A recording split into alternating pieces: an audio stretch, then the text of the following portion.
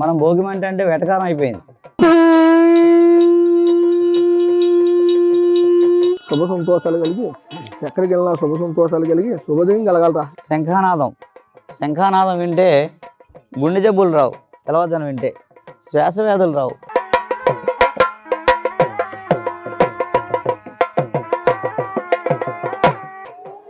ఇవన్నీ మన ఆశీర్వాదం పొంది సంవత్సరం పాటు సుఖంగా ఉండడం కోసం చేసే కార్యక్రమమే ఈ సంక్రాంతి కార్యక్రమం.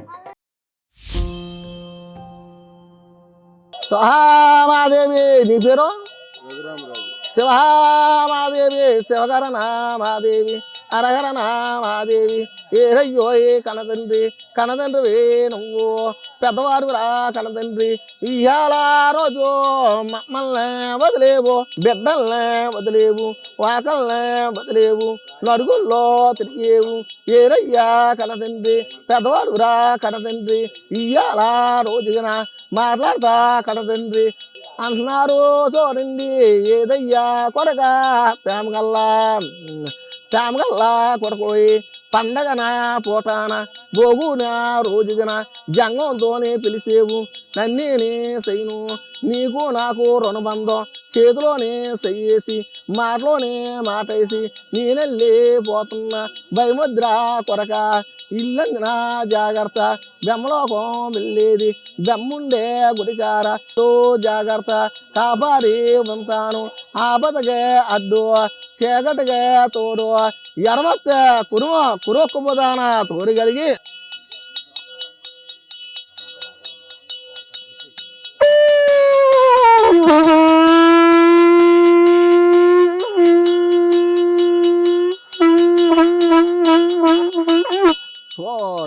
శుభ సంతోషం ఉండాలి.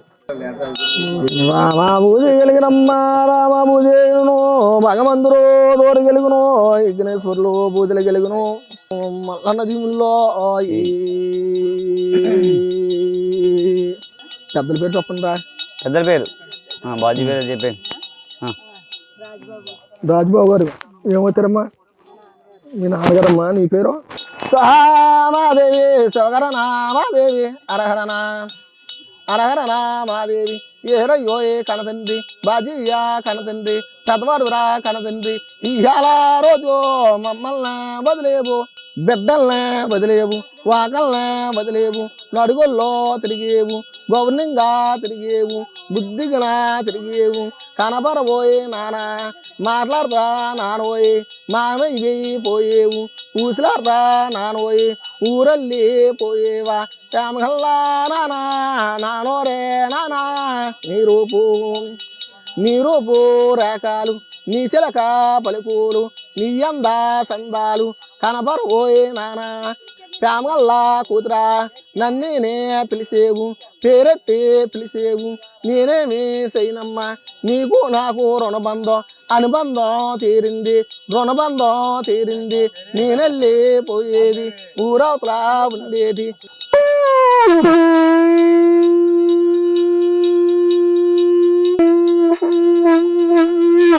ఓ సంతోషం ఉంది.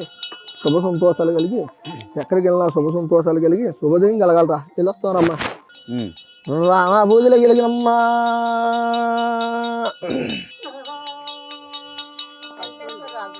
అమ్మా ఏమవుతారమ్మా? నీ పేరు? సహామాదేవి శివకర నామాదేవి అరహర నామాదేవి ఏరయ్యో ఏ నానా నానోరే నానా వెంకటేశ్వరు నానోయి పెద్దవారు రా నానా ఇయ్యాల రోజు నీ రూపు రేఖలు పెద్దవారు రా నానా అన్నది చూడండి ఏదమ్మా కూతురా నన్నేనే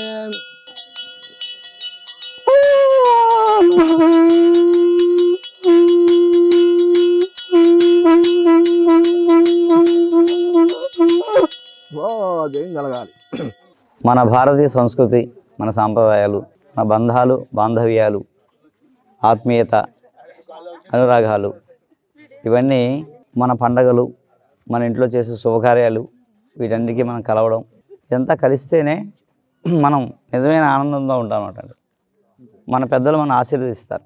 అలాగే మనం చెప్పుకున్నాం కదా, పండగ అంటే సంక్రాంతి పండగ అంటే 33 రోజుల పండగది. మనం 3 రోజులకే ఇచ్చేసాం. అలా ఏంటంటే ఆ 33 రోజుల్లో అందరూ హరిదాసులు, జంగం దేవలు, వీళ్ళు శివుడితో సమానం. వీళ్ళ ఆశీర్వాదం, వీళ్ళందరూ ఊరికే రారు, ఆశీర్వదించడానికి వస్తారు. మనం ఇచ్చే ఆ తృణోపనం ఇచ్చిందని అంత ఇచ్చారని కాదు, ఇచ్చినా ఇవ్వకపోయినా ఆశీర్వదిస్తారు అన్నమాట. అంటే వీళ్ళ ఆచారం ఏంటంటే నాకు తెలిసి జంగం దేవలు ఎప్పుడు వస్తారు, తెల్లవారుజామున 3 నుంచి 4:30 లోపల వెళ్ళిపోతారండి. అంటే వెలుగు రాకుండా వెళ్ళిపోతారన్నమాట, తెల్లవారుజామున వస్తారు వీళ్ళు. ఇది ఆచారం. ఇప్పుడు పరిస్థితి అంటే మనం ఆ టైంలో మనం కూడా మెలుగుగా ఉండకపోవడం వల్ల వీళ్ళు కూడా కొన్ని చోట్ల పగలు తిరుగుతున్నారు. 2 ఏంటంటే అసలు జంగం దేవర అనే వాళ్ళు ఉంటారని కూడా తెలియదు నాకు ఇప్పుడు తరం వాళ్ళకి. వాళ్ళు ఎందుకు వస్తారో తెలియదు, సంక్రాంతి అంటే ఏంటో తెలియదు.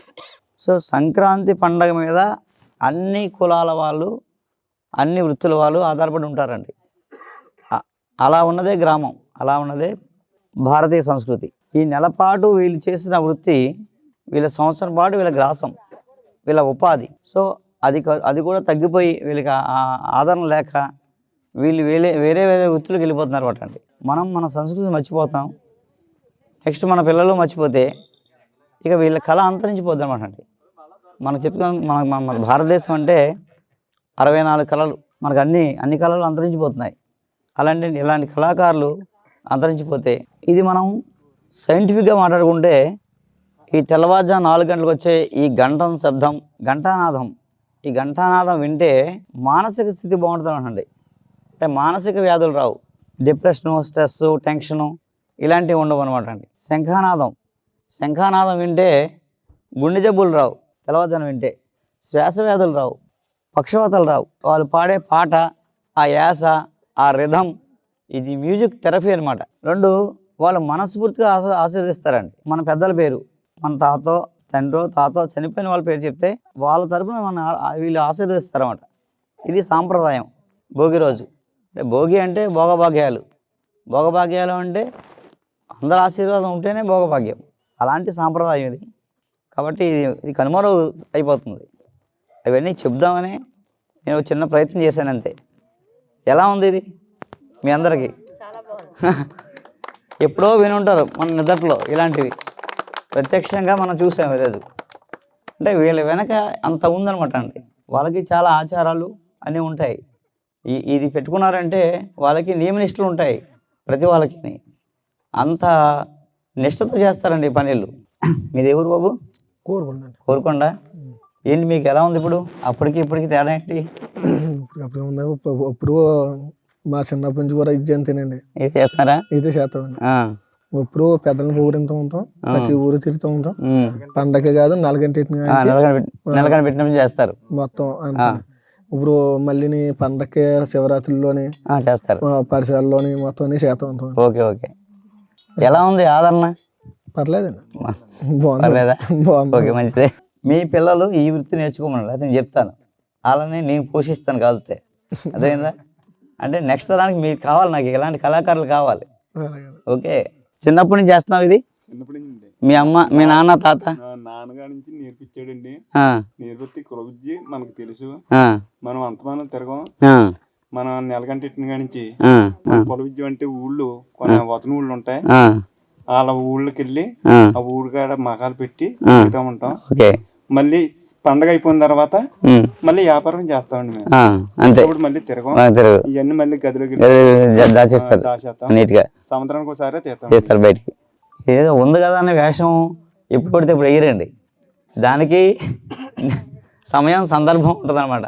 అంటే వాళ్ళకి కట్టుబాట్లు ఉంటాయి అనమాట. మీకు ఈ నెలకంట పెట్టినప్పుడు మీకు నియమనిష్టలు ఉంటాయి కదా? ఉంటాయండి. ఎవరి ఊళ్ళో వాళ్ళే తిరుగుతామండి. ఒక ఊళ్ళో ఒక వెళ్ళం మేము. వీళ్ళకి కొన్ని ఊర్లు ఉంటాయండి, ఆ ఊర్లే వాళ్ళే తిరుగుతారు. ఇంకో ఊరోళ్ళు ఈ ఊరు రారు. 2 మీకు ఆచారం, మీకు ఏమన్నా నిబంధనలు ఉంటాయి, కట్టుబాట్లు ఉంటాయండి. ఒక ఊళ్ళో ఒకరు తిరిగాం అనుకోండి తప్పులయ్యా. అది కాకుండా మీకు ఏమన్నా ఇది ఉంటుందా? అంటే మీరు చేస్తున్నారు కాబట్టి మీకు ఏమన్నా మడి ఆచారం లాంటివి ఉంటాయి కదా, కట్టుబాట్లు ఉంటాయి కదా? ఉంటాయి కదా. ఓకే. ఇప్పుడు మీది కోరుకొండలో ఉంటున్నారు. ఎంతమంది ఉంటారు మీరు? 40 దాకా. అందరూ తిరగట్లే కదా, కొంతమంది మానేశారు ఉపాధి లేక, అంటే ఆదరించక, అంతే కదా. మీ వేషధారణ, ఈ శంఖం, ఈ పైన కిరీటం, శివలింగం, ప్రభ అంటారా? ప్రభండి. ఓకే, బాగుంది. ఈ కర్ర ఇరిడి సేవ. ఇరుడి సేవ అండి ఇది. ఇరువి సేవ కర్ర. బా. ఛానల్ అవుతుందండి మా తాత ముందు తాతలే, ఆ, అదైతే తాటి సేవ అండి. ఆహా, ఓకే. ముత్తాతలు, ముందు తాతలే. ముందాతలు అలా తరతరాలు వస్తాయి మీ ఇవి కూడా. అంటే ఒక సంక్రాంతి మీద ఎలాంటి కళాకారులు ఎంతోమందికి ఉపాధి అండి ఇది. వీళ్ళని వెలుగొచ్చాక చేయొచ్చు.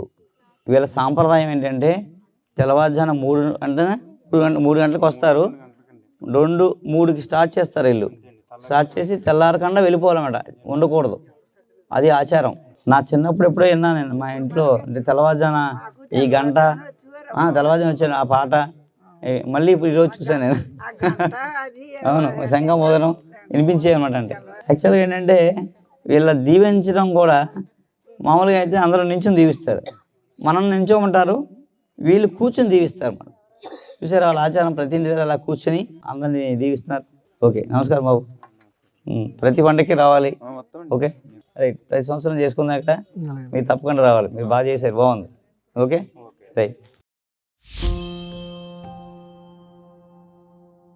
నిండి గుడిలో శివుడు మేలుకోవాలా, కోదండ రామన్న గోవులున్న గోపన్న కాలాట మాడతో పొలమో తీరాలా.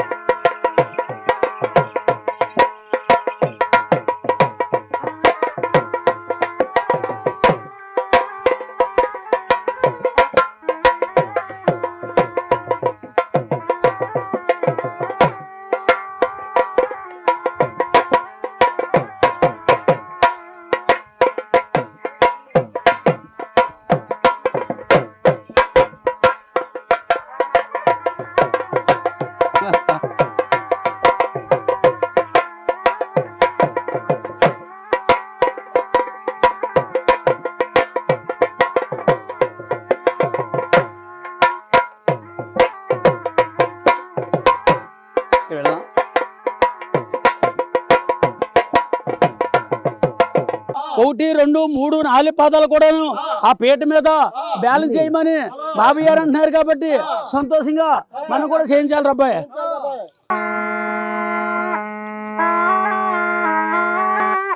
అయ్యా ఓహో అయ్యా రాజుగారు దీపోమన్నారు, బాబయ్య గారు దీపోమన్నప్పుడు నువ్వు దీపోవాలి నైనా నీ గొప్పగా కూడా సమ్మానాలు ఇస్తా అంటున్నారు. అబ్బాయి లేదు, ఆ నోటితోటి అంటే కానీ దిగదు. దిగిపో అయ్యా దిగండి, దిగిపోయినా దిగిపో దిగిపో దిగిపో. మీది ఊరు? దారిపూడి అండి. దూరపూడి. ఎప్పటి నుంచి చేస్తున్నారు ఈ తాతలు అందరూ? మా కులవృత్తి అయితే మా తాతలు మా తాతల గారి నుంచి కూడాను కులవృత్తి అండి.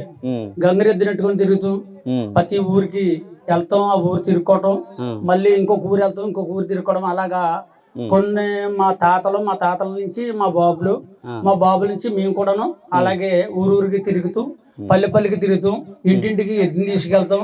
ఆ పిల్లల్ని వారందరినీ ఇంటికాడ వారందరినీ దీవించి ఆ సంతోషంగా మేము ఇలాగ ఇంటింటికి తిరుగుతున్నామండి బాబాయ్. మీకులాంటి వాళ్ళు ఉంటేనే కదా మాకులాంటి వాళ్ళకి కొంత ఆధారం. మరి అటువంటి అప్పుడు మీకులాంటి వాళ్ళందరూ కూడా మమ్మల్ని కొంత చెయ్యొద్దు చేసి మీకులాగే మంచి మనిషి చేసుకుని అందరూ కూడా మమ్మల్ని కొంత ఆదరించాలి బాబాయ్. తప్పకుండా. ఇప్పుడు హరిదాస్ అన్న, జంగందోర్ అన్న, గంగిరెద్దుల వాళ్ళన్న వీళ్ళందరూ మన ఆశీర్వాదానికి వస్తారండి. అంటే ఇవన్నీ మన ఆశీర్వాదం పొంది సంవత్సరం పాటు సుఖంగా ఉండడం కోసం చేసే కార్యక్రమమే ఈ సంక్రాంతి కార్యక్రమం. అంటే అందరూ భోగభాగ్యాలంటే ఎవరో ఒకరికి కాదు, అందరికీ భోగభాగ్యాలు కల్పించేదే ఈ భోగి పండుగ. లోక సమస్త సుఖనో భవంతు అంటే ఇదే. అందరం బాగుండాలనే సంకల్పం, ఎవరి గురించి వాళ్ళు గౌరవించుకోవడం, అందరినీ మనం గౌరవించడం. అంటే ఈ ప్రకృతి నుంచి మనకి వచ్చే ఈ పళ్ళు కానీ ఏమైనా సరే మనకి ఎక్కువ ఆరోగ్యంగా ఉంచుతాయో వాటిని మనకి ఏదో దానికి ముడేసారు ఉంది. అలాగే రేగిపళ్ళు ఎంత ఉపయోగం ఉన్నాయి కాబట్టి మనకి భోగి రోజు చేసే ఏంటంటే బొమ్మల కొలు పెట్టిన తర్వాత అక్కడే పిల్లలకి చిన్నపిల్లలకి గుండు కొట్టించి యాక్చువల్గా గుండు కొట్టించి భోగిపళ్ళు పోస్తారు. అందరితో రేగిపళ్ళు వేయిస్తారు అన్నమాట. అది ఆచారం. ఎందుకంటే ఆ రేగిపళ్ళు ఇలా పోయడం వల్ల కూడా ఆ ఎనర్జీ వల్ల వాళ్ళకి రేగిపళ్ళు తిన్నంత ఫలితం అన్నమాట అండి. ఆ ప్రాబ్లమ్స్ రాకుండా ఉంటాయి.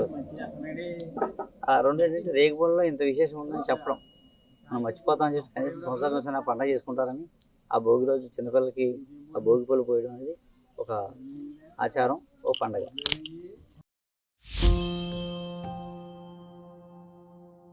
సంక్రాంతిలో ఫస్ట్ భోగి. భోగిలో భోగి మంట, భోగి పిడకలు. మనం నెల ముందు నుంచి పిడకలు చేసుకునే వాళ్ళు గోడకి. ఆ పిడకలు కూడా 54, 108. అందులో మళ్ళీ శంకు, చక్రం. ఇగో ఈ పెద్దదేమో శంకు, ఈ చక్రం. మామూలుగా అరటికాయ అరిసి అని అంటారు మామూలుగా. అలా కూడా చెప్తారు. పొడుగ్గా పెట్టి 3 కన్నాలు పెడతారు. భోగి పిడకలు అంటే ఆవు పేడతో చేసిన పిడకలు వేయడం సాంప్రదాయం. ఎందుకు వేస్తారంటే మనకి మళ్ళీ సకాలంలో వర్షాలు పడేలా చేయడం కోసం. వర్షాలకి దెబ్బతినకుండా అయితే సకాలంలో వర్షాలు పడాలి. పంట చేతికొచ్చేటప్పుడు వర్షం పడకూడదు. అప్పుడే పంట ఇంటికి వస్తుంది. ప్రకృతి కాలచక్రం కరెక్ట్గా తిరగడం కోసం వేసేదే భోగిమంట. దీన్ని మీకు సైంటిఫిక్గా చెప్తాను భోగిమంట గురించి. మనం ఆవు, మన దేశవాళీ ఆవు, నాటు ఆవులు, దేశవాళీ ఆవులు, ఆవు నుంచి వచ్చే పంచగవ్యాలు, మూత్రం కానీ, పేడ కానీ, పాలు కానీ, పెరుగు కానీ, నెయ్యి కానీ ఏదైనా సరే మంటలో వేసి కాల్చగా వచ్చే పొగలో హై పాజిటివ్ ఎనర్జీ ఉంటుంది అనమాట అండి. ఆ ప్రాంతం అంతా ఒక మంచి పాజిటివ్ ఎనర్జీ క్రియేట్ అవుతుంది. సైంటిఫిక్గా ఏం జరుగుతుందంటే ఈ పిడకలు కాల్చడం వల్ల వచ్చే పొగలో సిల్వర్ అయోడైడ్ అనే ఒక రసాయనం ఉంటుంది అనమాట. Natural silver iodide. అది ఆవు పేడలో ఉంటుంది. మంటలో కాలేక ఆ రసాయనం పైకి వెళ్ళిపోద్ది, మేఘాల్లో ఉండిపోద్ది అనమాట. కరెక్ట్గా తొలకరికి మేఘాలు, ఋతుపవనాలు వచ్చిన వెంటనే ఈ సిల్వర్ అయోడైడ్ మేఘాల్లోకి వెళ్ళి వర్షం కురుస్తుందన్నమాట అండి సకాలంలో. అందుకేంటంటే భోగి మంట సక్రమంగా అందరం వేస్తే సకాలంలో వర్షాలు పడతాయి. ఇప్పుడు పరిస్థితి ఏంటంటే మనం భోగి మంట అంటే వెటకారం అయిపోయింది. ఆ పాత చెత్త చెదారం మంచాలు అన్నీ వేసేయండి, ఇంట్లో ముసలిదంతా వేసేయండిరా అంటారు సినిమాలు వెటకారంగానే. అలా ఏంటంటే భోగి మంట అంటే వెటకారం కాదు. భోగి మంట అనేది ఒక పెద్ద ఈ ప్రకృతిని కాపాడడంలో ప్రధాన పాత్ర భోగి మంట. ఇలాంటి పండుగల్ని కరెక్ట్గా చేయకపోవడమే పెద్ద కారణం. అందులో భోగి మంట అనేది చాలా ప్రధానమైంది. ఏంటంటే నెక్స్ట్ మనం తర్వాత మన పిల్లలకి చెప్పాలన్నమాట. ఈ భూమి మీద పశువులు ఉన్నంత కాలమే మనిషి బనుగుడండి. పశు సంపద పోయిందనుకోండి ఆహారం శూన్యం. మనం ఎందుకు బతుకుతుందో తెలియదు అనమాట. అలా అంటే పుట్టుకతోనే క్యాన్సర్తో పుడతారు నెక్స్ట్ పిల్లలు. అది పరిస్థితి, అంత దారుణం. మనం అంచుకొచ్చేసాం, చివరి దశలో ఉన్నాం. మళ్ళీ మనం మేలుకొని ఇలాంటివి కాపాడకపోతే ఇంక మానవ జాతి మనుగడే ఇబ్బంది అయిపోద్ది అనమాట. అందుకోసం అంటే ఈ సాంప్రదాయాన్ని కాపాడడం కోసం ఈ భోగి మంటలో అంత రహస్యం ఉందన్నమాట. అంటే భోగి మంట సక్రమంగా ఇస్తే సకాలంలో వర్షాలు పడతాయి. ఇప్పుడు అందరూ ఏంటంటే దండ పట్టుకుని తిరగలిగితే 3 సార్లు తిరగని లేకపోతే వేసేయండి.